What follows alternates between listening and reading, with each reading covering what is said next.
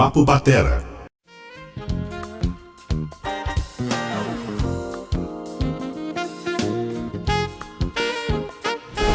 Ô Rui, além de você tocar muito bem, você lê e escreve muito bem. E isso acabou te levando a escrever vários métodos de bateria. Fale um pouco sobre todos eles aí e as características entre eles. Bom, a questão dos livros, né, na minha vida surgiu espontaneamente. Eu nunca tive ideia assim, pré-concebida de fazer livro. Mas mais ou menos em volta de 90 a 91, eu comecei a sentir muita necessidade de estudar alguma coisa nova. De todos os métodos que eu tinha, os escritos e tal, eu já tinha, era tudo velho. E eu comecei então a escrever exercícios que eu gostaria de encontrar nos livros. E escrevi tanto que acabou virando um livro, né? Eu ia no quarto, onde tinha bateria, e experimentava, voltava para a sala, escrevia. Naquela época eu tinha bateria toda com muffle, né? Dava para tocar. E escrevi tanto que surgiu a ideia. Aí eu estava tocando com o Sai Guarabira, e o Guarabira me apresentou ao editor Bruno Cunha. Então ele comprou a ideia e saiu o Bateria em Todos os Níveis, que é meu primeiro livro, que é um livro super abrangente, que eu escrevi para mim mesmo. Tem muita coisa de baquetamento misto, com acento, sem acento, inversão rítmica, inversão de baquetamento, fluência, exercícios em 6x8, em 12x8, exercício latino com independência de mão direita, independência do pé esquerdo, enfim, toda essa coisa aí, tudo isso aí.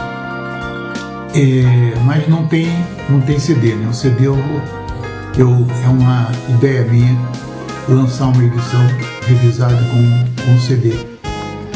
E esse livro saiu junto com o meu primeiro CD, Mundos Paralelos.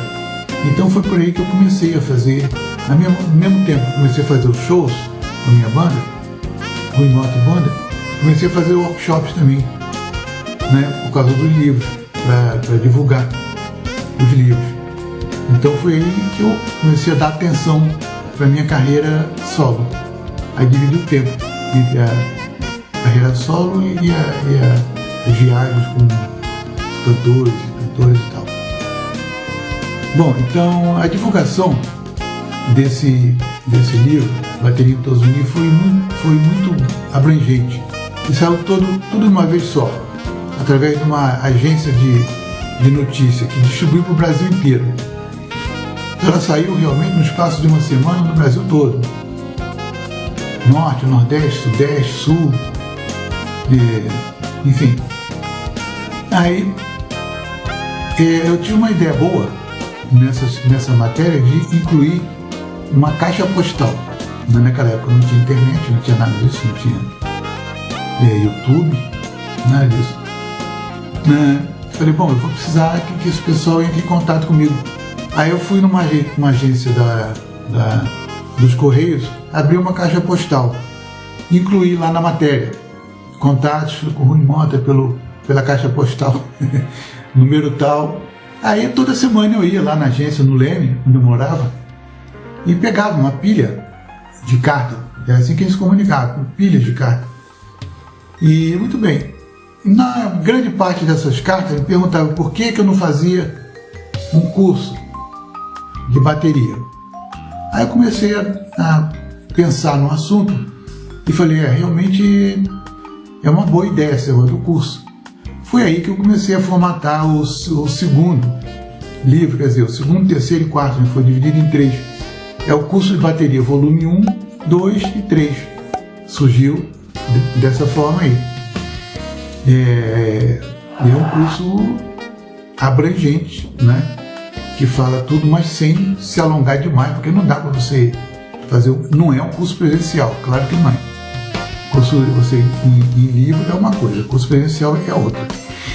Mas mesmo assim ele é bem abrangente. E no terceiro nível, que é aquele de capa vermelha, eu incluí um CD. Os outros também tem CD, mas nesse último tem um CD com 16 suítes de bateria, como se fosse assim.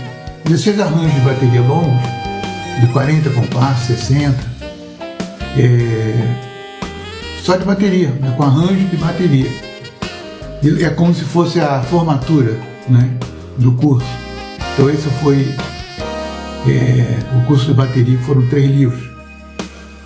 Aí depois veio o Manual do Baterista, que é um livro mais denso também, muito abrangente, tem muita coisa de baquetamento, tem muita coisa de pedal duplo, né? Pedal duplo para solo, pedal duplo para acompanhamento e outras coisas mais. O livro é muito... E tem um CD também, muito interessante, com 8 músicas, com e sem bateria. E essas músicas são bem legais e que dão uma possibilidade de dar um upgrade no estudante bem legal. Bom, aí o próximo livro seria, depois do Manual do Baterista, seria acho que é o curso de divisão rítmica. Curso de divisão rítmica, que foi dividido em 2. Um para iniciante, né, tudo com CD, né?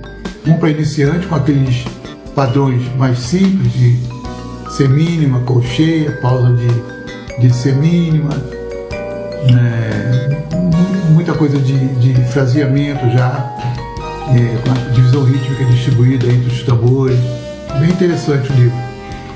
E depois o curso de bateria, volume 2, né?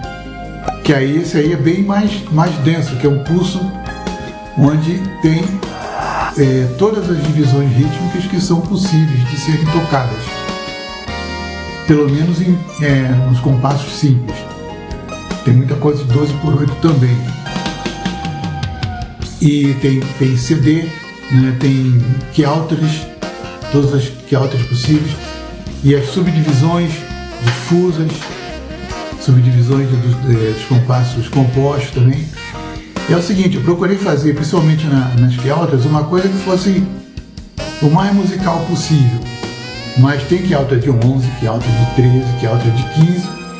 A gente não pode esperar que uma Q-Alter de 13, de 15, de 11 seja uma coisa natural, né? Não é.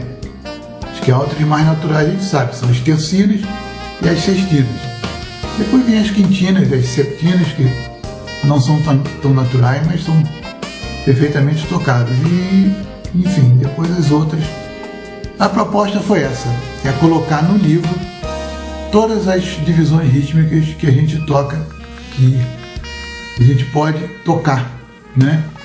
E foi isso que foi realizado. Então todos os livros, graças a Deus, foram muito bem acolhidos, que são uma referência, né, hoje em dia na bibliografia de métodos para instrumentos musicais na área da bateria. E até porque, por exemplo, a divisão rítmica, ele não é um livro só para bateria, porque divisão rítmica todo músico usa, né? A divisão rítmica está embutida. Então é isso, essa é a história dos meus livros. Falou? Valeu. Ainda sobre esse tema, uma vez você me disse que você compôs uma música primeiro na bateria, depois vieram melodia e harmonia. Conta pra gente aí de onde surgiu essa ideia e qual música é essa? Bom, o DVD Workshop de Bateria e Teclados eu gravei com o Fernando Moura. Mas antes de falar dessa música, que foi composta a partir de uma escrita de bateria, eu quero contar um pouco um detalhe interessante sobre o que aconteceu comigo um pouco antes da gravação do DVD. Eu comecei a ficar meio de saco cheio, essa que é a verdade, da bateria só crescer para o lado direito. Então tudo da bateria era para o lado direito. Apesar de que eu sempre gostei muito de ambidestria e sempre treinei muito a minha esquerda, mas ficava mais restrito aos baquetamentos, né? Começando com a esquerda, aí desenvolve a mão esquerda, com certeza. Mas eu falei, não, eu tenho que colocar alguns tambores, algumas peças, algumas percussões aqui do lado esquerdo, que é para mim realmente usar o lado esquerdo. Mas aí eu pensei o seguinte, mas também não adianta botar tambores e percussões aqui do lado esquerdo e ficar tocando virada, né? Como se fosse com as duas mãos lá. Não. Falei, não vou fazer isso. Eu vou deixar a esquerda só aqui mesmo, compondo os patterns das músicas. A esquerda comandando igualmente com a direita. Então tem coisa que eu faço aqui, tem coisa que eu faço aqui. E isso aí eu não tinha o costume de fazer, apesar de sempre brincando. Eu tocava com a esquerda, mas na hora de gravar e tudo mais, quando era Vera, eu não fazia isso. Então eu resolvi fazer. Mas isso aconteceu antes do DVD. Então me deu um trabalho danado, né? Porque não é de uma hora para outra que você pega uma coordenação nova, e ainda mais o DVD tem umas coisas cabeludas lá de coordenação, de independência e de ambidestria também. E eu apanhei, mas consegui fazer aquilo que eu tinha programado. Então, aí com relação à faixa que a gente gravou, Eletroritmo é o nome da música, que foi feita a partir de um solo de bateria, vamos dizer assim. Foi um solo escrito. Eu compus uma peça de bateria e achei que estava tão musical que dava para fazer uma música em cima. Então foi assim que foi feito.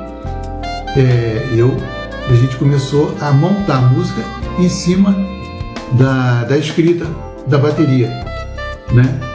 E eu já tinha feito antes isso, mas eu nunca gravei aquilo que eu fiz antes. Essa aí ficou registrada, essa música.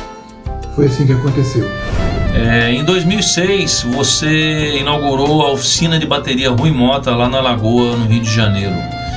Conta pra gente de onde surgiu essa ideia e como ela está hoje. A oficina de bateria Rui Mota, como você já falou aí, Fernando, foi inaugurada em 2006 e foi a realização de um projeto, né, um sonho que eu tinha desde 93, quando lancei meu primeiro livro. Aí, a partir dali, eu comecei a formatar um programa de curso presencial. Então, esse programa é dividido em 4 níveis e dali surgiu, então, o programa Bateria em Todos os Níveis.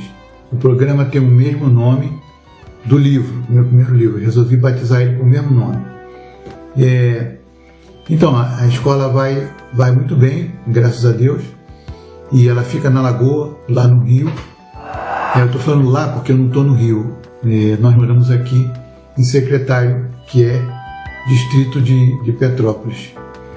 Ela fica na Lagoa, a escola, e tem muitos alunos de todas as idades, desde crianças, garotos, até adultos e senhores. Então não tem restrição de idade.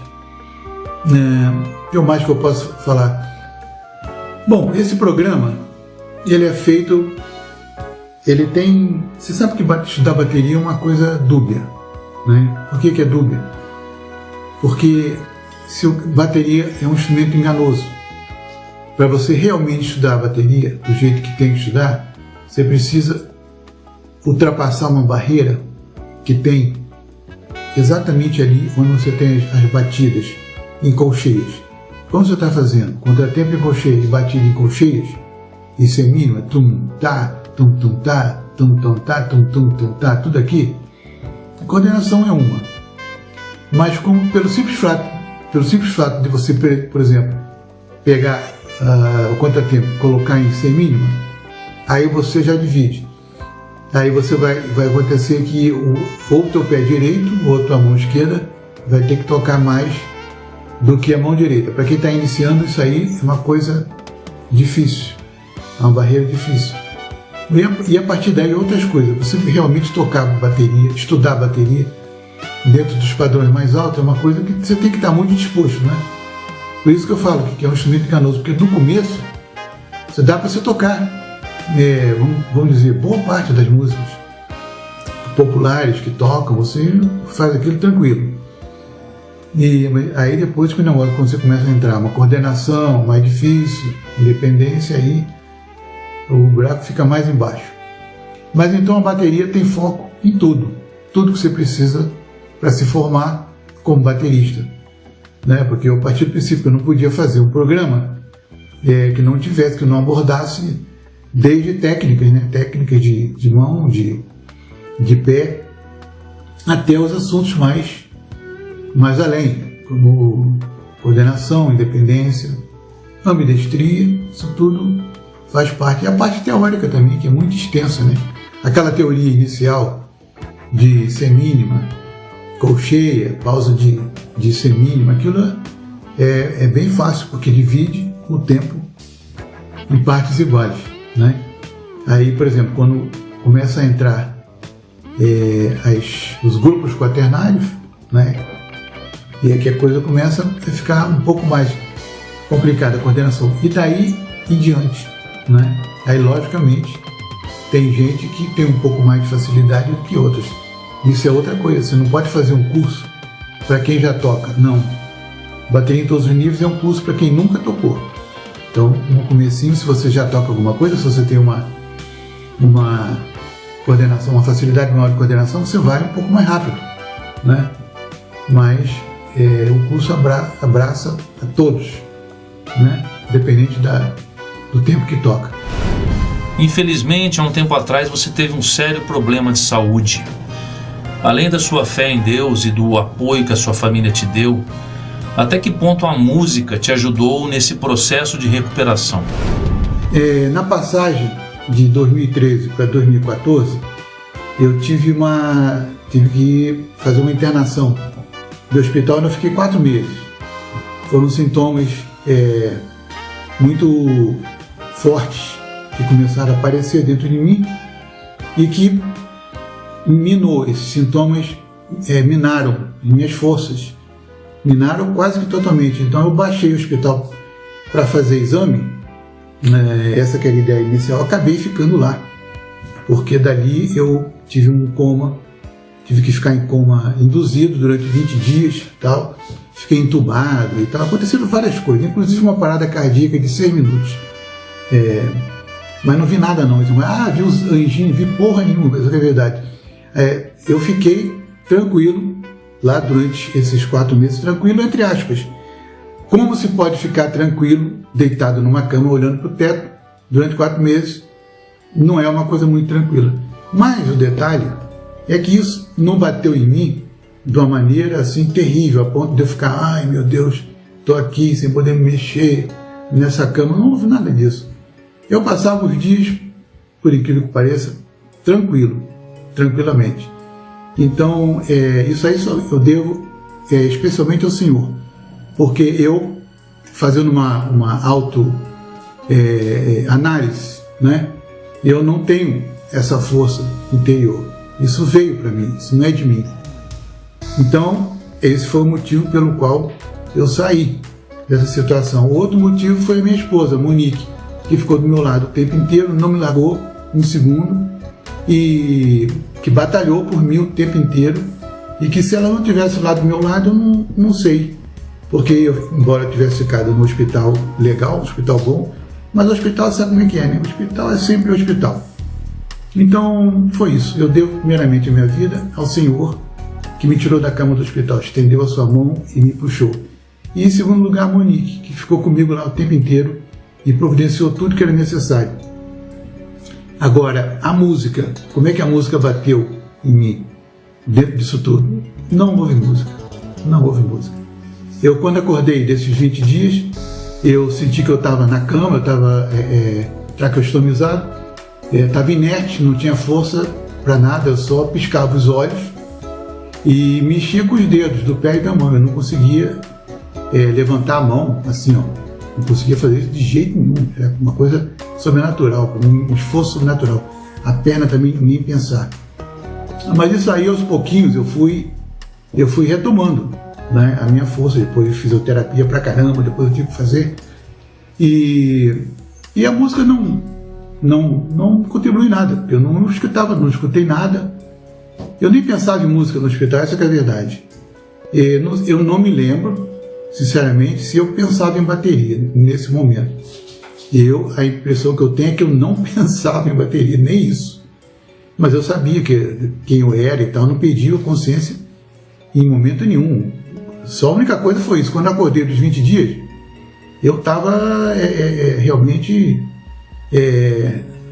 a zero de energia. Isso tudo foi gradativamente voltando, né? Com o passar do tempo.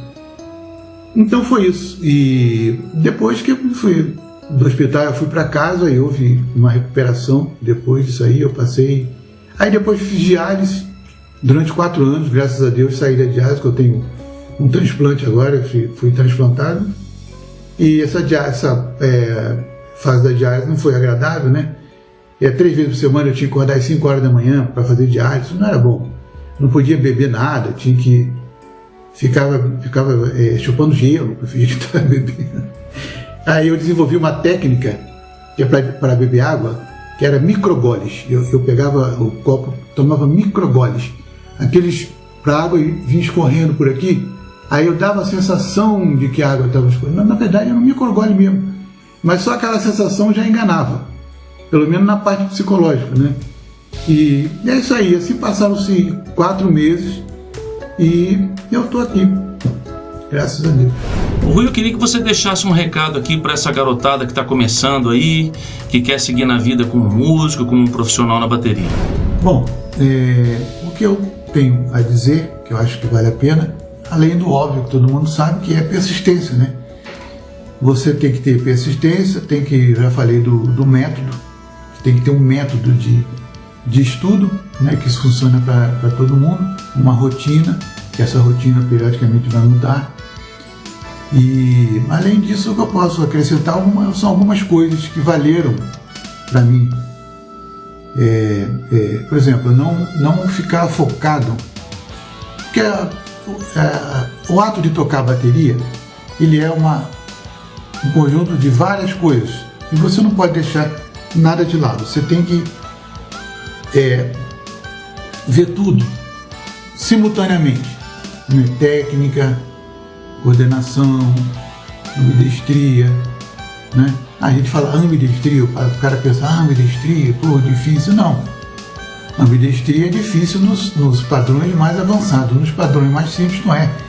Quando você faz, por exemplo, um padrão de semicochê, pá, pá, tá, uma coisa bem simples, você já está usando ambidestria.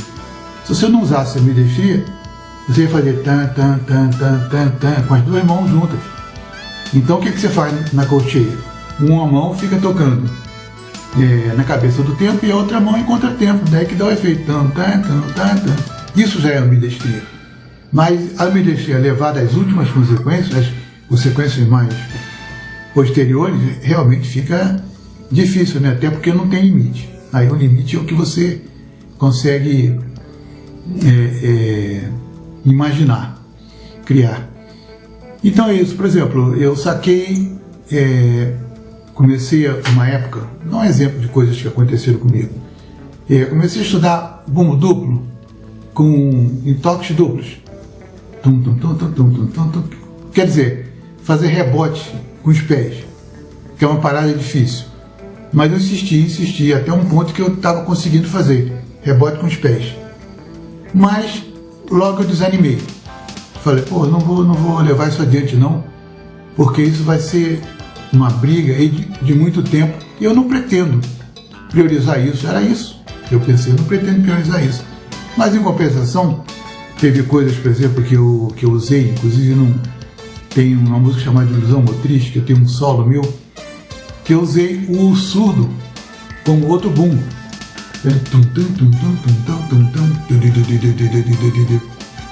Quer dizer, o bumbo e o surdo, e a mão esquerda aqui livre, né?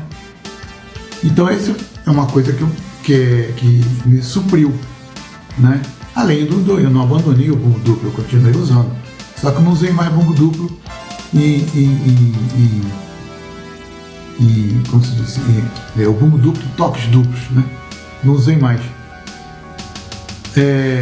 Até porque o bumbo duplo, aliás, o bumbo e o surdo me permitia isso, eu podia tocar os dois duplos. E tem isso naquele solo. Muito bem, foi uma adaptação. Então, outra coisa que eu estou lembrando aqui, teve uma época que eu conheci um cara, um baterista de samba, que aí fiquei observando a mão direita dele, ele tinha uma mão direita terrível. Porque aquela técnica de sambista, sambeiro, do espanador, no contratempo, aproveita a ida e a volta, né? Você não toca assim. Aqui você só aproveita, só se tivesse um contratempo em cima. Assim você aproveita a ida e a volta. E aquilo dava uma velocidade espantosa pro cara, né? Eu tentei também fazer um pouco aquilo, consegui fazer até um ponto, falei, porra, isso aqui também vai ser uma coisa que vai me monopolizar pro resto da minha vida. Aí eu abandonei porque, em função da minha coordenação, aí eu saquei, bom, ao invés de usar as semicolcheias, todas cheias, né, todas as 4, eu posso usar os grupos quaternários, né, usar tem, ou então que davam um efeito legal. Ou então as 2 mãos no contratempo, né, fazendo semicolcheia, até teve uma época que eu botava um pratinho aqui, um flat, eu fazia o contratempo no flat, e a mão direita ficava livre para a caixa e para os tambores. Então são essas adaptações que eu fui, através das minhas pesquisas, fui adotando em detrimento de outras. E aquele negócio, se você começa a focar suas atenções em um grande baterista que você gosta muito, pô, e de repente, não vou tocar igual esse cara, não vai dar certo. Não vai, simplesmente porque você não é o cara, né? Você é você. Então, a ideia que eu dou é você, hoje em dia é muito fácil fazer isso, é você ouvir todos os bateristas possíveis e se considerar o baterista. Acho que uma coisa boa que ele pode fazer é se considerar um maestro de uma banda de 4 elementos, os 2 pés e as 2 mãos. Então você é o maestro. Você, olhando desse jeito, você vai ter uma coordenação e uma independência fantástica. Tem exercício que você pode fazer para isso, exercício de rotação de 2 vírgulas, de 3, os pés, depois pé esquerdo, mão esquerda, mão esquerda, mão esquerda, mão direita, pé direito, e assim vai. Ou então, agrupando em 3, pé esquerdo, pé direito e mão direita, depois pé direito, mão esquerda, mão direita, mão esquerda, pé direito, mão esquerda, pé esquerdo, pé direito. Ele vai rodando assim. Isso aí você vai tendo um efeito também mental, na visão total da bateria, fabuloso. São exercícios que não são muito divulgados, né? Mas que tem no meu livro. Se não me engano, é no volume 2 do curso de bateria. Depois eu tenho que confirmar, não tenho certeza. É quase certo que seja isso. Ou no 3. Não tenho certeza, pode ser no 2 ou pode ser no 3. Ô Rui, última pergunta. Eu gostaria de agradecer novamente a sua atenção, o teu empenho aí em responder todas as perguntas, em participar do nosso Papo na Quarentena. Muito obrigado. E diz pra gente aí, quais são os seus planos para o futuro, seus projetos? Bom, meus projetos para o futuro já começaram. Eu já gravei o módulo de um curso online, né, para iniciantes, e depois tive que parar por causa desse negócio do quarentena, essa loucura toda, e depois, quando tudo se normalizar, eu gravo o módulo 2, então fica pronto o curso iniciante. Depois tem o médio e depois o avançado. E outros cursos também que eu já pautei, que eu vou gravar depois desses aí. Fora isso, tem os livros. E os CDs também. Eu já tenho três livros escritos já, tudo escrito, prontos. Porque eu sempre trabalhei na frente. Então, enquanto gravava um disco, ou eu estava editando um livro, eu estava escrevendo para o próximo. E assim também com as músicas. Eu tenho várias músicas já todas preparadas, escritas, arranjadas, tudo esperando a hora de gravar. É claro que quando eu pegar essas músicas para gravar, na real, eu vou dar um trato nos arranjos e tal. Muita coisa eu vou mudar, algumas coisas eu vou acrescentar, porque é assim que funciona, né? E outros livros também estão no meu projeto. Aliás, o que eu tenho de diferente com relação à música é que eu quero fazer um disco instrumental rock, né? Instrumental rock. E depois quero fazer um disco cantado, músicas cantadas. Que eu faço também letra, eu tenho um monte de letra guardada e tal. E nunca me interessei porque as músicas instrumentais sempre chegaram antes, né? Tinham prioridade. E esse também é um dos meus projetos. E o outro projeto é continuar vivendo da melhor forma possível, continuando a oficina de bateria, que graças a Deus está indo muito bem. E aí, um dia após o outro, resolve tudo, né? Nada como um dia após o outro e uma noite no meio. É isso aí, pessoal. Muito obrigado. Quero agradecer ao Fernando Ferraz por essa oportunidade de ter me dado voz para me falar, meus amigos bateristas, né, que isso é importante. E muito obrigado a vocês por terem me ouvido e terem acompanhado esse papo, tá bom? Valeu, até breve, obrigado. E agora, Rui, vamos para o nosso papo rápido. Um orgulho que você tem na vida. Bom, eu vou citar meus filhos Daniel e Jonas. O que mais te irrita?